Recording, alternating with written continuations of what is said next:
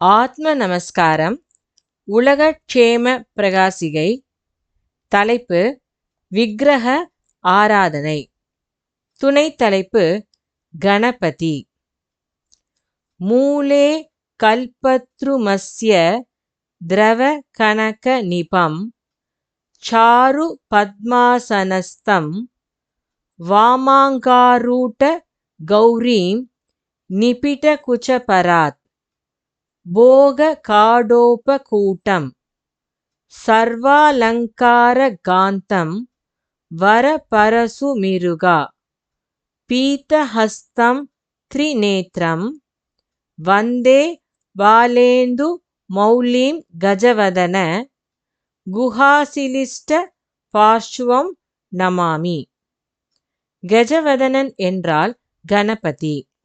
கணபதி என்றால் அஷ்ட கணங்களுக்கு பதி. குழந்தை பிறந்து 8 மாதங்கள் சென்ற பின்தான் ராகத்வேஷங்கள் உண்டாகின்றன. அதுவரை சப்தத்தை அறிவதற்குள்ள சக்தி அதற்கு இல்லை. ஏதோ சில தெளிவில்லாத சப்தங்களை உண்டாக்குகிறதென்றே ஆகிறது. சப்தத்திலிருந்துதான் ராகத்வேஷங்கள் உண்டாகின்றன. அந்த சப்தம்தான் கணபதி. அந்த சப்தம் மூலாதாரத்திலிருந்து உண்டாகிறது. ஆகவேதான் கணபதி இருக்குமிடம் மூலாதாரமானது. கணபதி ருத்ர பீஜ ரூபியாகும். ருத்திரன் என்றால் சிவன். சிவனுடைய பீஜமாகும் கணபதி. ருகாரம் என்றால் அக்னி. அக்னி சொரூபமாகி திரவிக்கின்ற பீஜமாகும் சப்தம். இவ்விதம்தான் கணபதி சிவனுக்கு புத்திரன் ஆகிறது.